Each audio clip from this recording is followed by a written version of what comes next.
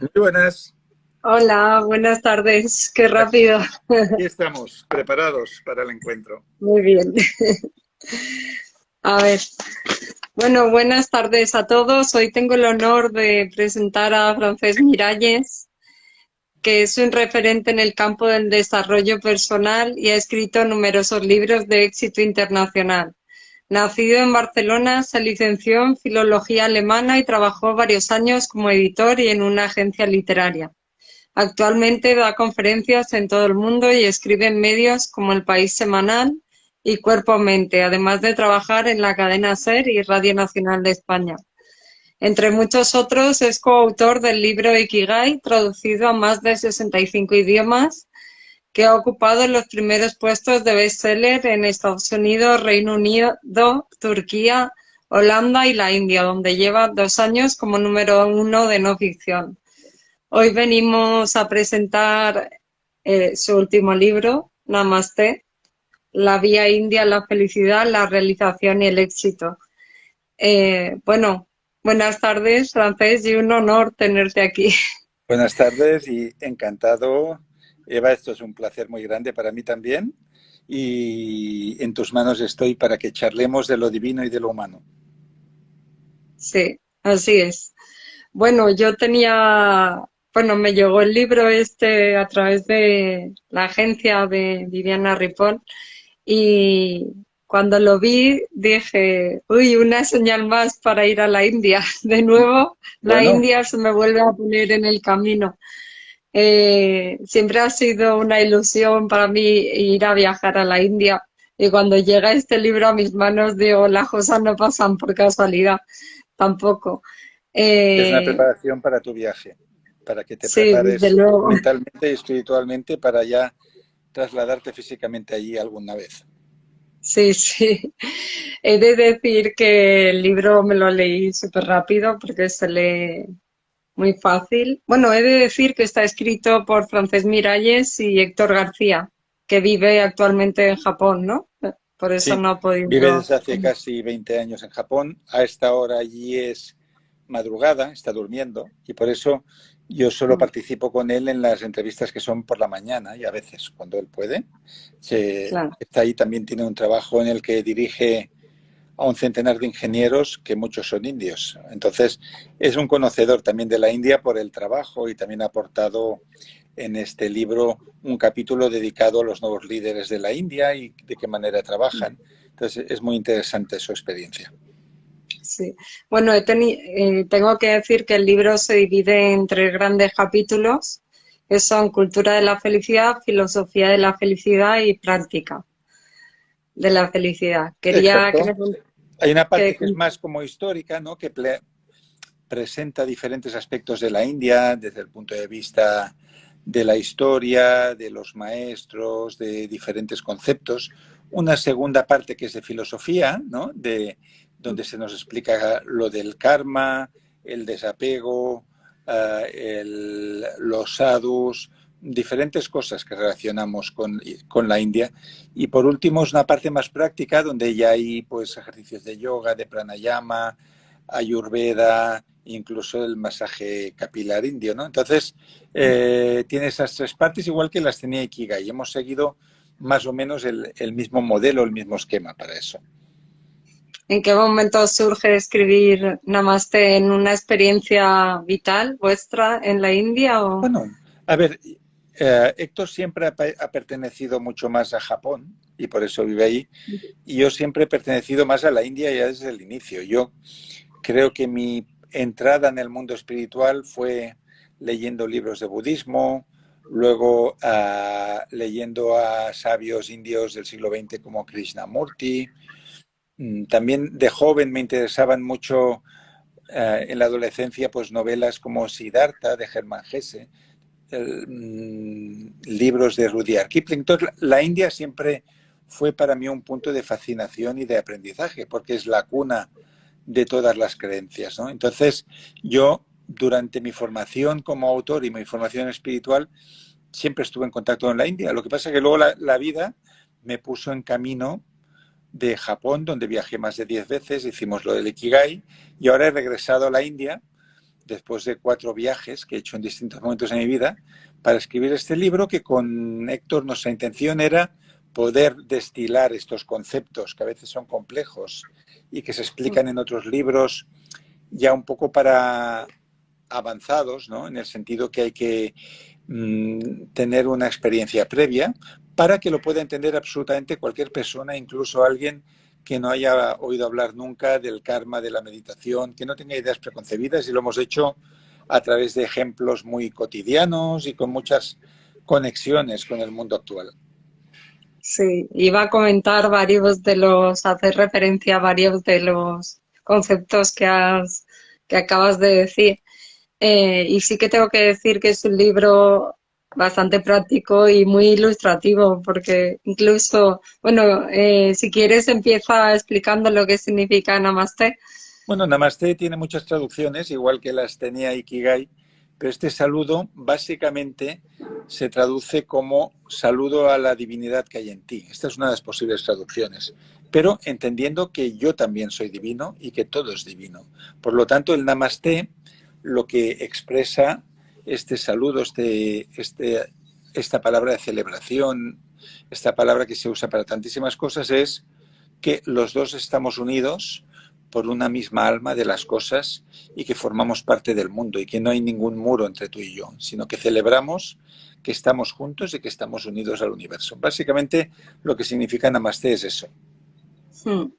Porque hay que decir que el origen de la India está en la espiritualidad. Todo el mundo que quiera trabajarse con uno mismo, pues el origen de todas estas enseñanzas y demás Bueno, nos la... sí, la India es como la cuna de muchas cosas que luego se han popularizado en otros países, ¿no? Por ejemplo, cuando hablamos de mindfulness, esto viene de Estados Unidos, de un hospital en Boston, donde John Kabat-Zinn empezó a probar la meditación con pacientes y con personas que podían cuantificar sus beneficios en la salud. Pero en realidad, si miramos la meditación de dónde viene, pues habría que ir a 4 o 5 mil años atrás en la India. Y de hecho, hay ejemplos de meditación en la antigua Grecia que creen que está influido por personas que pudieron tener acceso a maestros de la India y que eso irradió en todo el mundo, lo que se llama la era axial, ¿no? Entonces, muchas cosas como el yoga, la respiración consciente, muchos conceptos que tenemos, si vamos muy atrás en el tiempo, vamos a encontrar su semilla en la India. Lo cual no significa que sea algo solo ancestral, sino que la India actual también está produciendo nuevas ideas y nuevas visiones que nos pueden servir para el arte de vivir, como dedicamos algunos capítulos, ¿no? Por ejemplo, a los nuevos líderes de la India, como plantean el management y la tecnología. Entonces, queríamos que el libro Namaste lo incluyera todo, básicamente. Sí, tenía aquí anotados los personajes ilustres que citáis como, bueno, lo voy a pronunciar mal, pero No, seguro que se entiende. Ramanujan, que es una matemática de la India, Ramanujan agente... era un chico que no tenía estudios, tenía unos estudios de bachillerato, pero no había ido más allá de eso. Era un momento en el que la India no es lo que es ahora, que si tú vas hoy en día a la India vas a ver autopistas, empresas tecnológicas, rascacielos. En esa época era la India antigua, la época de Ramanujan, una época del siglo XX en el que el progreso apenas había llegado. Pero él llegó a sus manos un libro de matemáticas, sintió curiosidad y empezó a formarse, ¿no? Empezó de modo autodidacta a investigar en conocimientos matemáticos, incluso a tratar de resolver problemas que en 100 años que se habían planteado nadie había dado con la respuesta. Entonces él empezó a elaborar teorías nuevas, ¿no? Y teoremas. Y no se quedó aquí solo, sino que empezó a mandar cartas a grandes doctores y profesores de las universidades británicas principales con sus descubrimientos, ¿no? Siendo una persona que en esa época no sé si tendría 16, 17 años, una persona muy joven. Entonces, muchos de estos profesores, al ver los resultados que le explicaban las cartas, no creyeron que fuera real. Pensaban, es imposible que un indio jovencito haya llegado a todo esto, y no lo tomaron en serio. Pero uno de ellos sí, y le invitó a viajar hasta Inglaterra y empezó a apadrinarlo, y al final Ramanujan influyó de manera decisiva en las matemáticas del siglo XX. Y eso es solo un ejemplo, ¿no?, de una persona que se atrevió a romper el techo de cristal, si lo queremos llamar así, y ofrecer al mundo su talento. Pero a día de hoy las empresas ya no contratan solo a los programadores y los ingenieros que hacen funcionar una empresa, sino que hay muchas empresas grandes que están lideradas por personas de la India y que hay una visión diferente sobre cómo tiene que ser el business y la relación con las personas, sobre todo. En el apartado de la cultura, de la felicidad, nos hablas, que ya has hecho referencia, de los tipos de sadhus, de las 4 fases de la vida, del ashram, de los retiros. Hay algo que me ha llamado la atención también, el decálogo del viajero espiritual. ¿Quieres hablar un poquito de Sí, todo? ese decálogo lo escribimos porque, mira, voy a tomarlo, que lo tengo aquí, perdón. Ah, vale. Sí, porque lo hicimos de memoria, pero así puedo leer algunas de las leyes, ¿no? Porque tanto Héctor como yo somos muy viajeros. Entonces, para nosotros hay una diferencia muy, muy grande entre ser un turista o ser un viajero. Entonces, en uno de estos... por aquí lo tenemos, ¿no? Un momento. Vivir, peregrinar. Exacto. Por ahí andará. Sí, sí. Exacto. Ahora estoy buscando dónde está ese decálogo, porque no está en el índice, está dentro de un capítulo. ¿Tú te acuerdas en qué capítulo lo teníamos? Está, a ver, lo buscamos entre los dos. Sí. A ver. Bueno, mientras tanto voy explicando, ¿no? O sea, nosotros lo que queríamos hacer era explicar qué significa. Aquí, ya lo tengo, ¿eh? Ya está. Vale. Decálogo del viajero espiritual.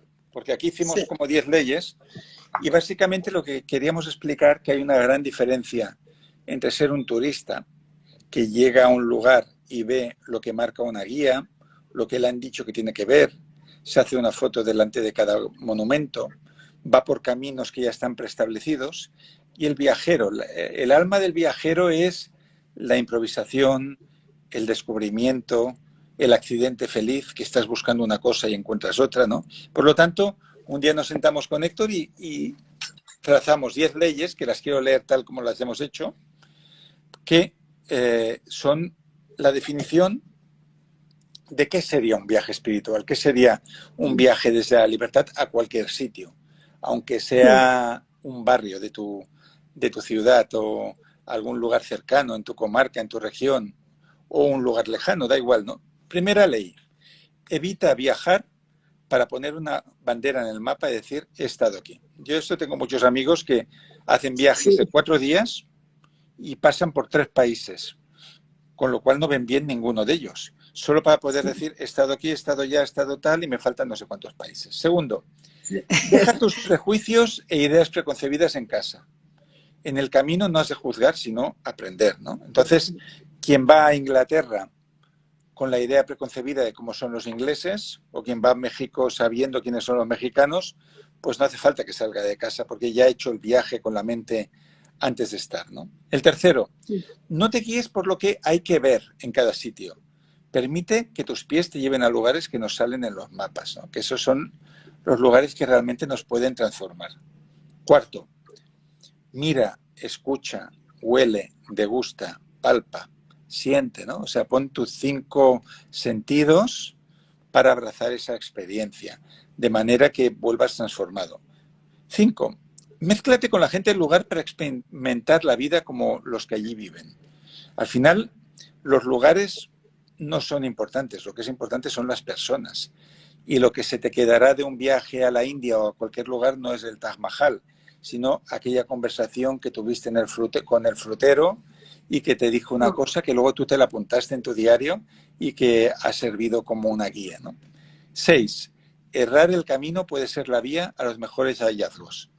Y si no, que le pregunten a Cristóbal Colón, que buscaba una cosa, acabó encontrando otra, y a pequeña escala nos pasa a todos los viajeros, ¿no? Que se estropea un tren o nos perdemos y llegamos a un lugar maravilloso, o hacemos una amistad que luego dura de por vida. 7. El alma de un territorio está en sus gentes, no en los monumentos, lo hemos dicho ahora. 8. Viaja a través de las palabras, hazte con libros sobre los sitios que deseas visitar en el futuro. El placer de viajar empieza ya en los preparativos. 9. Lleva una libreta y algo para escribir siempre contigo. Quizás tu próxima aventura te inspire un libro. De hecho, en mi primer viaje a la India fue cuando yo decidí escribir mi primera novela y la escribí allí. Compré un cuaderno y un bolígrafo a unos niños que tenían un mercadillo en la calle y yo cada tarde-noche empecé a escribir lo que acabaría siendo una novela infantil que se llamó Perdido en Bombay. 10. Aprende algo del idioma, aunque solo sea una decena de palabras, es un signo de respeto a los locales que te ayudará a conectar con ellos. Bueno, este es nuestro decálogo del viajero espiritual y me gusta que lo hayas mencionado porque creo que el hecho de ser tan viajeros, tanto Héctor como yo, fue lo que nos llevó a interesarnos primero por Japón, ahora por India y hacer estos libros que son como un viaje en sí mismo. Sí, son libros orientados a buscar la paz mental también. Que También, muchas sí. veces, conforme lo estabas comentando, el decálogo del viajero espiritual, me recordaba un poco cuando yo he hecho también me encanta viajar y además he descubierto una forma de viajar sola, que además me encanta porque yo me gusta viajar con gente, pero también he descubierto que cuando me voy sola, pues hago cosas que no haría si fuera con alguien. Es decir, que a lo mejor ir con alguien pues te limita más. Yo me tiro a la calle y pues me pierdo por las calles y demás. Pero en este caso, el decálogo del viajero espiritual me recuerda un poco al Camino de Santiago, a cuando dice que lo nombráis también en el libro y nombráis el camino japonés, Sí, ¿no? hay un Que hay un camino camino hay el similar. equivalente al Camino de Santiago en una ruta entre templos de Japón que son casi, hay uno para cada día del año, más de 300, y que un poco como pasa también en Galicia, ¿no? Te van poniendo un sello en cada templo que vas y están entre la naturaleza. Entonces hay que tener mucho tiempo para ver muchos. Hay gente que hace trampas y va en taxi de uno al otro y se salta 10 por medio, pero sí, también hay el equivalente al Camino de Santiago y lo explicamos en el libro. Sí. Se habla también hay muchas curiosidades también en el libro, sobre todo el tema de los Beatles que Sí, inspiró a Harrison.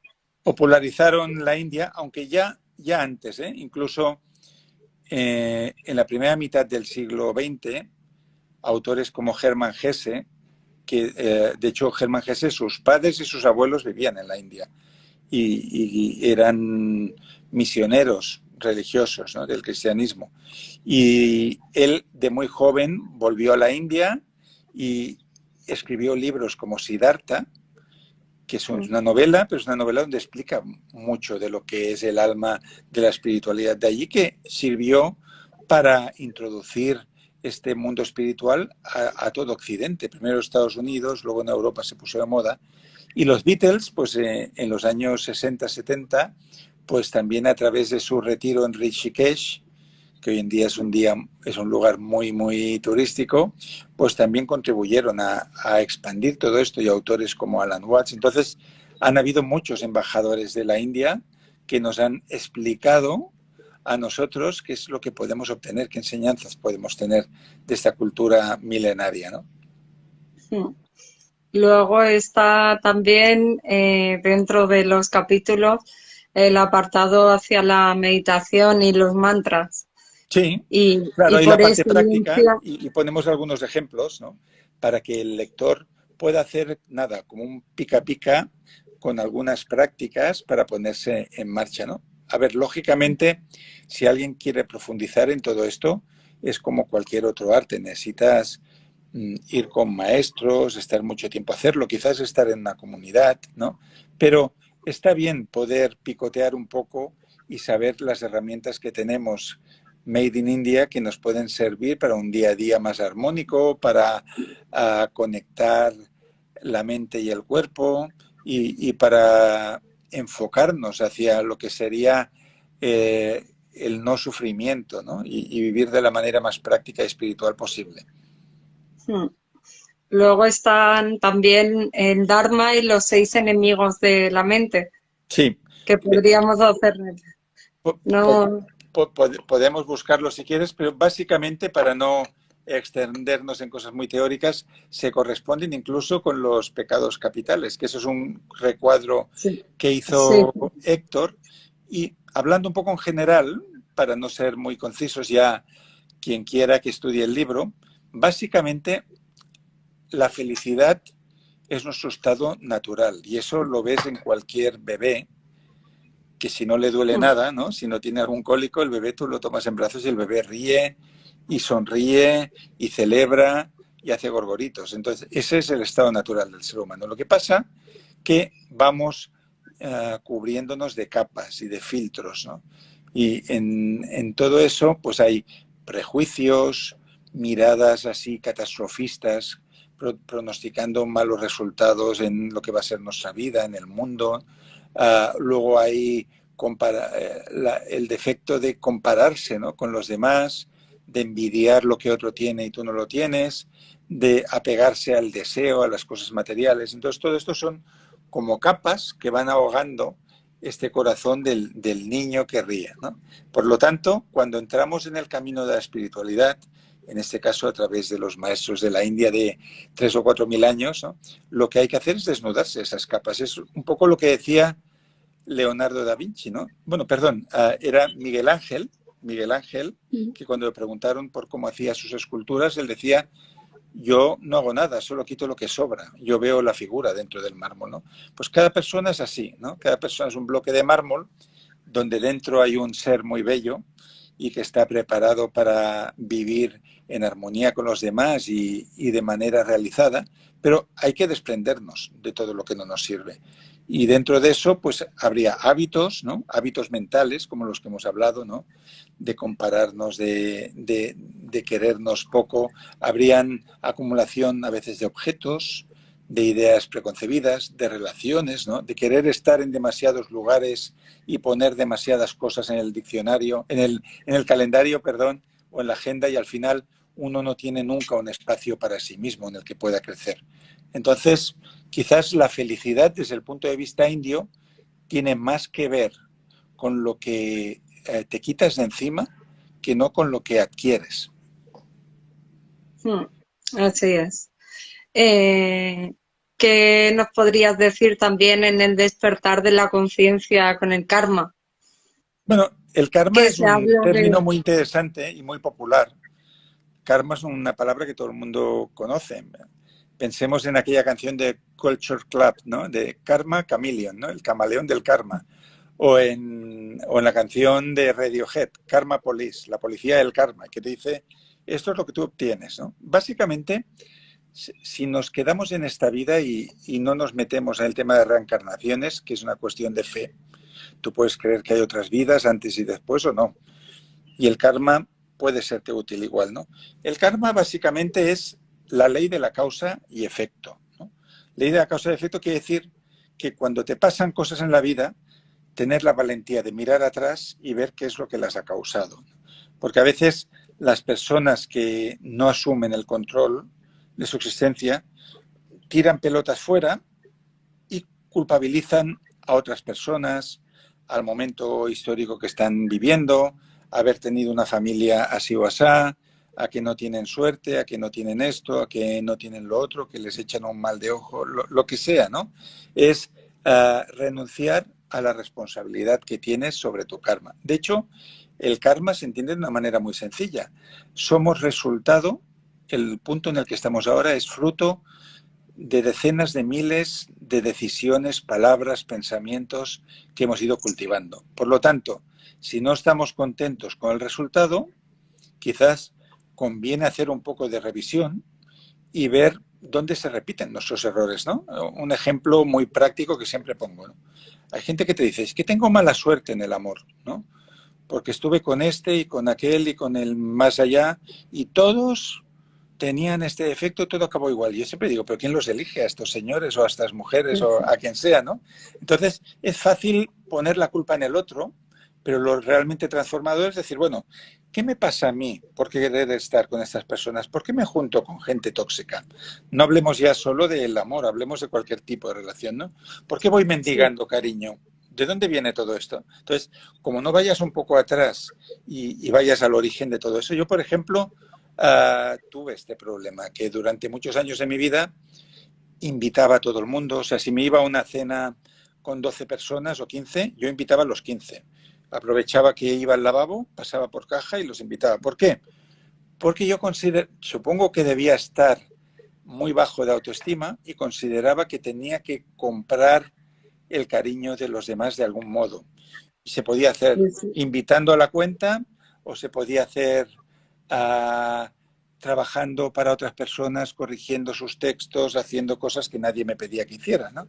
Y en realidad lo que había era un origen en la infancia de una ausencia de mi padre, de sentirme poco querido y por lo tanto, tal como dice una ley de la psicología, las personas a quien les faltó el amor del padre o de la madre van a intentar comprar el amor de adultos pues haciendo favores o haciendo regalos o estando disponible. Hasta que no llegas ahí, el karma no cambia. Vas a seguir repitiendo las mismas cosas, ¿no? Por lo tanto, aquí yo creo que la ley del karma no solo es la causa y efecto, ¿no? Sino es la valentía de decir, estoy aquí como consecuencia de muchas cosas, vamos a ver el origen de todo para salir del círculo vicioso, ¿no? Me suena mucho eso que Te comentas resuena, ¿eh? porque me resuena Tú mucho también porque mendigaste amor, tú también. sí, llevo más de 20 años a través de terapia, de conocimiento, soy una buscadora nata y hace no mucho salió a través de constelaciones familiares y de terapia y de todo lo que hago, pues salió precisamente eso, porque tenía ese comportamiento que yo daba como normal, yo admitía como normal cuando no lo era. O sea, la forma de mendigar amor de esa forma, de Y que que lo te más tienen importante, que que... la culpa no la tienen los otros, porque un No, efecto no, colateral de mendigar amor, Hmm, nadie da nada por nada, ni siquiera las hmm, personas más generosas del mundo. Entonces tú das mucho y de repente, no sí, sé, no te llaman para tu cumpleaños y ya viene el típico discurso, mira que yo le ayudé las cuando no podía pagar el expectativas. alquiler, tal, y ahora no me... Entonces, estamos en falso. Estamos creando relaciones tóxicas, pero no es que el otro sea tóxico, es que el tipo de relación es tóxica, porque no se basa ni en la igualdad, ni en la correspondencia, ni en lo saludable, ¿no? Estamos creando relaciones de adicción. Entonces, el karma lo que nos enseña es a responsabilizarnos de lo que nos pasa, ¿no? Quizás no me puedo responsabilizar de que me caiga un meteorito o de que explote una bomba a resultado de una guerra que hay en el país al lado. Pero el 99% de las cosas que pasan sí que tengo incidencia en ellas, ¿no? Por lo tanto, si las cosas no están saliendo bien, pues voy a tener que cambiar hábitos, maneras de hablar, maneras de relacionarme. Voy a tener que renunciar a ciertas cosas para ganar tiempo, invertirlo en otras, ¿no? Entonces se trata básicamente de ser responsable de tu vida, nada más que eso. Sí, muchas veces es el tema de las expectativas, lo que estabas comentando, que tú das, y es muy importante el equilibrio también entre dar y Sí, recibir, sí, mira, aquí hay una porque cosa muy interesante. Ay, perdón que te estoy cortando. no, En, no, en, Vivi. en una de las novelas biográficas de Henry Miller, que es un escritor americano que vivió en Europa y era muy bohemio y muy gamberro, en una que se llama Sexus, él explica que durante muchos años vivió en París sin dar palo al agua, sin trabajar, y él vivía de préstamos que no devolvía. Pues uno le dejaba 300 euros a dinero de ahora y vivía unas semanas. Y luego desaparecía y otro le dejaba otro dinero, vivía en casas de gente. Y un día le preguntaron por qué, si no tenía mala conciencia de vivir de esta manera, ¿no? Y dijo, no, dice, porque para que esto se produzca son necesarios dos enfermos.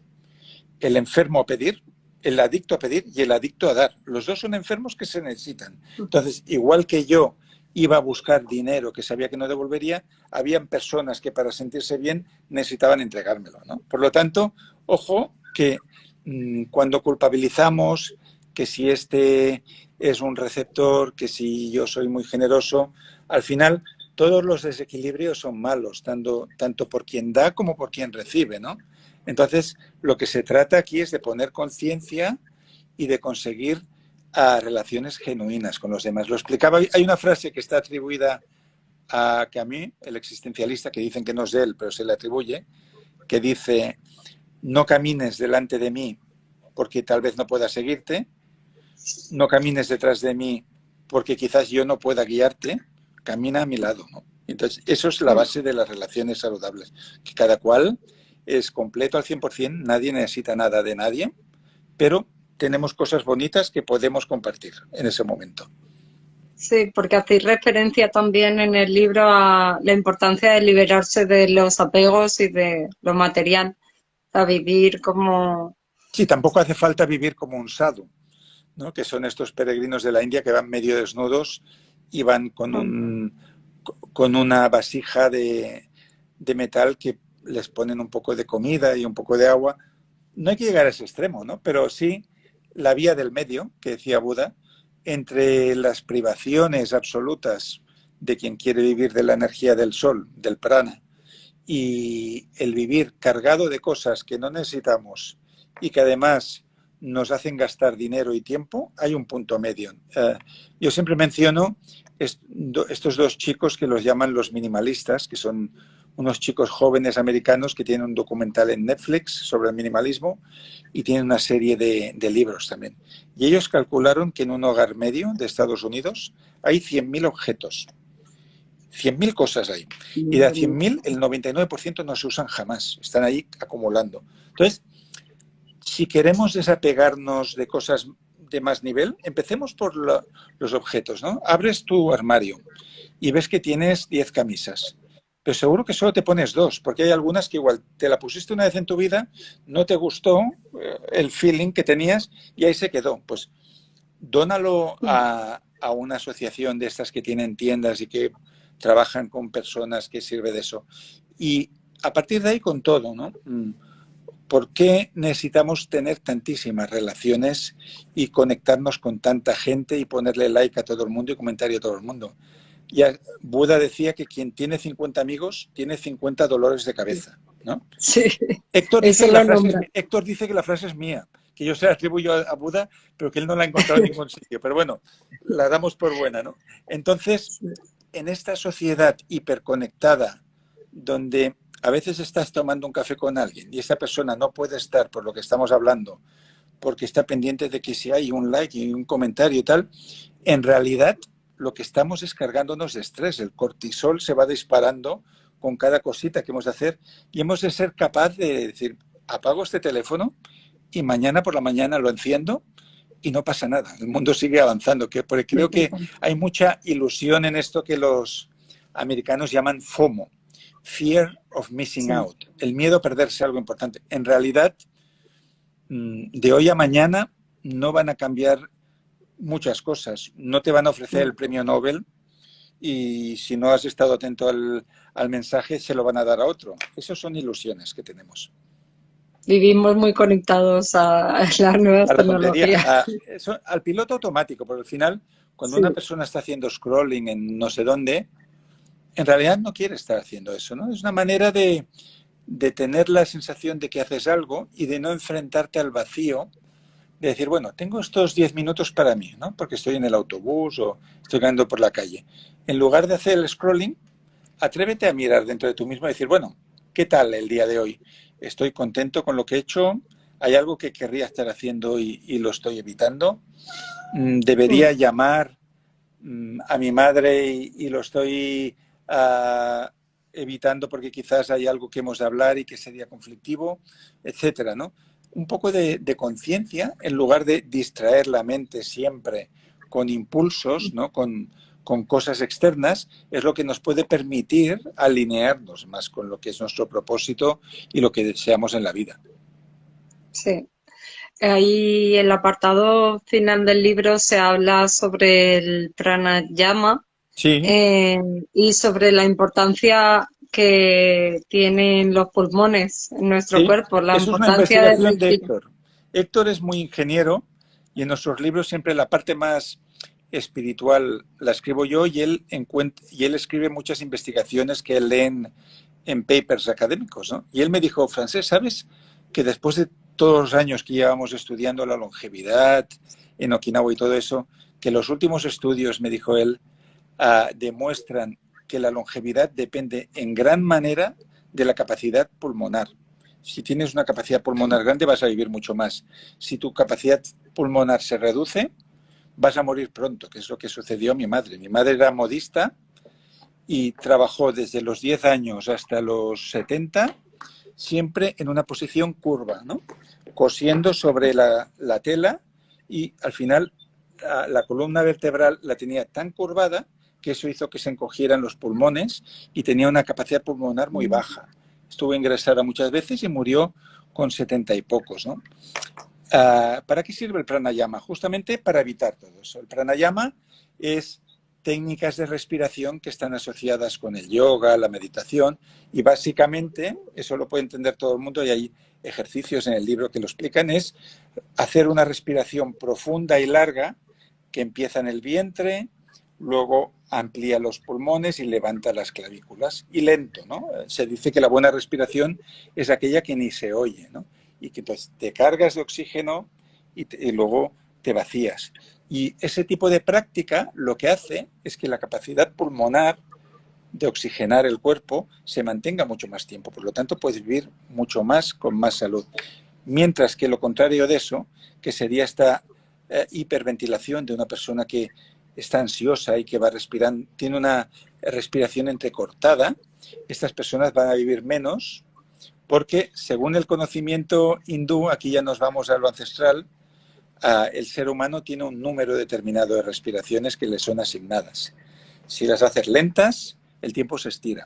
Si vas como un broker de Wall Street, así, con el corazón en la boca, el tiempo se reduce. Entonces, bueno, parece muy simple, pero creo que es una buena nota de Héctor, que aprender a respirar y sobre todo en los momentos en los que parece que el mundo se nos viene encima y nos enfrentamos a problemas, ahí es cuando hay que parar y llenar los pulmones y practicar el pranayama, porque es lo que hará que baje el cortisol, que baje el estrés y lo que nos permitirá vivir más tiempo y con más calidad. Hay otro tipo de, bueno, en la parte esta última, la de la respiración, hay un montón de ejercicios prácticos que podréis Sí, aplicar. y muy interesantes, Porque, como sí. hay unas técnicas de respiración on the box, que no sé cómo lo tituló Héctor, esa parte se ocupó más él, donde según las combinaciones entre la inspiración larga y la expiración corta o al revés, se puede conseguir diferentes efectos, ¿no? Una te lleva a la relajación, la otra te lleva a vitalizarte. Cuando te sientes cansado, apático, pues te carga las pilas. Entonces, hay técnicas muy sencillas de respiración que hemos incluido en el libro para modificar, influir en nuestro estado de ánimo. Sí, voy a enseñar aquí que hay. Ay, Aquí lo tenemos, sí. sí, hay algún dibujito por aquí. Sí. Bueno, se ven ahí alguno.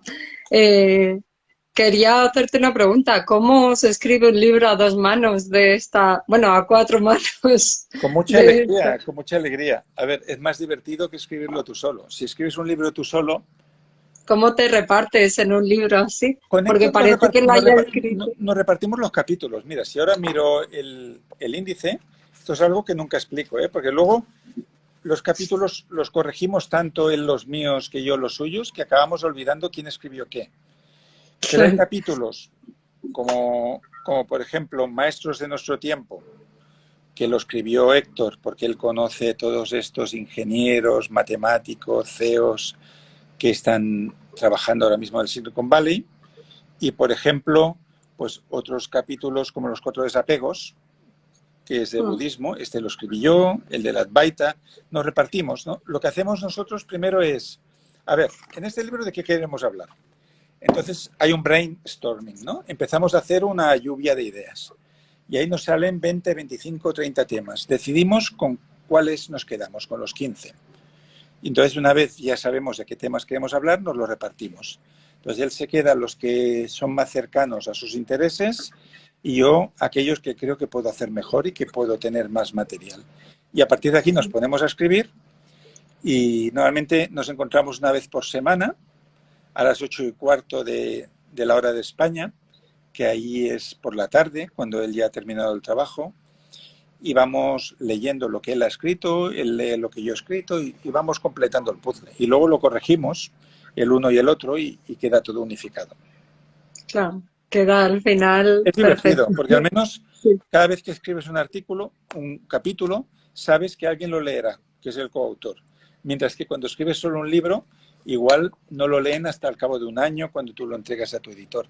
Pero aquí tienes un feedback constante y te dice, oye, esto que has puesto es interesante, pero yo añadiría un recuadro sobre la historia del elefante y tal. Sí, sí, vamos a ponerla. Entonces, es muy creativo, vas agregando cosas, ¿no? Os iba a comentar que ahora que has dicho del elefante hay parábolas dentro del libro. Buenas. Sí, y la del elefante es interesante porque existen muchas culturas. Es muy típica de la India, ¿no? Para los que no han leído aún el libro Namaste, pues es que unos ciegos rodean un elefante y cada uno toca algo. Intenta describir qué es lo que tiene delante. Y uno toca la cola, el otro toca la pata, el otro toca la oreja. Entonces, claro, cada uno ve una cosa diferente. Uno ve un árbol, el otro dice que hay una liana, el otro... Pero en realidad nadie ve la verdad tal cual es, ¿no? Entonces, la parábola del elefante se explica porque cada persona ve una parte de la realidad. Nadie tiene toda la verdad y quizás entre todos. Y ahora hay un documental, bueno, hace un tiempo que salió de un mago que se llama En sí mismo, que saca la fábula del elefante, es muy bonito, es de Derek del Gaudio.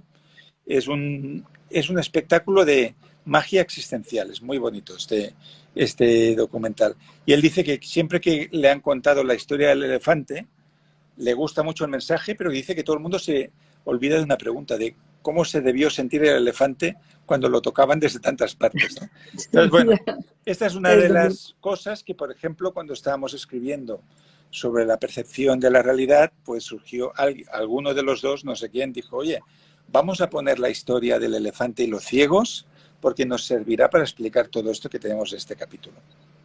Sí, bueno, luego hay curiosidades sobre los 32 bocados que hay que hacer para tener Sí. una alimentación consciente, las 108 veces que hay que cantar el OM Sí. y, bueno, una serie de curiosidades que podéis Sí. encontrar en él. Nuestra filosofía al hacer este libro, a ver, nosotros habíamos leído, yo quizás aún más, había leído muchos libros de cultura india, por ejemplo, los de Raymond Panikkar, que vivió en India y era un erudito. Entonces yo me acuerdo un libro que se llama La sonrisa de Buda, que no era para profanos, es que realmente el libro estaba lleno de notas en sánscrito y en pali y con cuestiones filológicas. Y nosotros queríamos hacer todo lo contrario. Nosotros decíamos, a ver, ¿cómo se puede explicar todo esto para el peluquero y la taxista? Decimos nosotros siempre, ¿no? Que a veces la taxista es licenciada en filosofía, ¿eh? No es por... Pero para todo el mundo, ¿no? Entonces, nuestra misión fue bajar todo esto a la tierra y explicarlo en situaciones cotidianas para que cualquier persona en cualquier momento de su vida pueda aprovechar de esta sabiduría india antigua y moderna y introducir los cambios que consideren necesarios. Una pregunta, ¿es peligroso ir a la India o no es peligroso? Ese libro irá a la India, sí, se publicará allí seguro. Sí, No, porque me refiero si es peligroso ir allí a la ¿qué India o va? no. ¿Qué va? Hay muchos lugares mucho más peligrosos. La India es un Bien. país pacífico, es la democracia más grande del mundo y a ver, en cualquier parte donde vayas te pueden pasar cosas, pero no es un país especialmente peligroso. No, tampoco te seré sincero, no es el mejor país para una mujer sola, a no ser que vayas con una organización. No, ¿Por qué? Porque sí que es verdad que en la India raramente hay robos, atracos o violencia, pero sí que han habido muchos casos de mujeres solas que han tenido ataques sexuales, ¿no? Pero bueno, todo eso yo supongo que va cambiando. Pero la India en sí, lo que es un país súper poblado, en el sentido que cualquier lugar donde tú vas, cuando te bajas de una estación de tren, pues te rodean los niños y la gente. Entonces es un sitio donde nunca estás solo, siempre estás en comunidad y eso forma parte de la esencia de la India, el ashram, ¿no? Ellos están acostumbrados a hacerlo todo juntos. En la India y en Oriente en especial, la palabra nosotros es mucho más importante que la palabra yo. Sí, lo hacen en comunidad, ¿no? Sí, No, yo cuando vaya a la India será con una organización o sí, con un lo que te diría en la voluntariado. India, como mujer sola, que no cojas un autobús de noche yendo a no sé dónde, porque no es el lugar para eso, pero hay muchas otras maneras de viajar. Bueno, al final del libro nos regaláis las 10 leyes indias de la felicidad. Sí, porque a No sé si nosotros las nos gusta, sí, y con esto quizás podemos darle el cierre a la entrevista, porque a sí. nosotros nos gusta cuando acabamos un libro, este capítulo siempre lo escribimos al final de todo, cuando ya hemos corregido todos los capítulos anteriores, nos gusta pues intentar resumir la esencia de lo que hemos escrito en 10 principios para que luego la persona se acuerde de todo lo que ha leído, que son solo como pistas, ¿no? Como apuntes. Entonces, las 10 leyes indias de la felicidad, voy a leer solo los titulares. La primera es: reconoce lo divino en ti y en los demás, que ese es el significado de la palabra Namaste. 2, aprende de lo que saben, de los que saben, porque si algo tiene la India es miles de años de maestros y maestras que han aportado a Oriente y Occidente todo lo que se sabe de espiritualidad. 3, despréndete de todo lo que no necesitas, de esto hemos hablado hoy. 4, crea tu propio ashram, tu círculo de personas de confianza donde tú puedas compartir y ser feliz. 5, vive con mindfulness, que es la palabra moderna para lo que es la meditación. 6, conócete a ti mismo, que eso también está en la base de la cultura india, la autoindagación. 7, sal de los círculos viciosos, y aquí nos referimos al karma, del que antes hemos hablado. 8, respira, porque quien respira bien va a vivir más, como hemos visto. 9, alimenta tu cuerpo, tu mente y tu espíritu a través de la alimentación ayurvédica, de los bocados que has dicho, de masticar. Y 10, vívelo todo ahora, ¿no? Porque dice que algunos autores sostienen que pasamos el 80% del tiempo en el pasado y el futuro mentalmente. Pero en realidad, donde tú tienes influencia y donde puedes ser feliz es en este momento que estamos compartiendo. Y con esto, pues, hacemos una pequeñísima síntesis del libro. Sí, pues un millón de gracias por conectarte, por esta charla tan útil. Muchísimas gracias a ti, lo has preparado muy bien y Tendré has que tenido hablar contigo. la virtud de encontrar las claves más importantes del Namaste. O sea que hemos hecho un resumen muy bonito del libro. Sí, Muchas muchas gracias. gracias y ya me comentarás más cosas sobre la India. Claro que sí. Cuando vayas yo te ayudaré, te voy a dar algunos consejos de lugares que te pueden gustar. Con mucho Vale, gusto y espero muchas que vayas gracias. pronto. Namaste. Gracias. De todo corazón a Gracias. vosotros.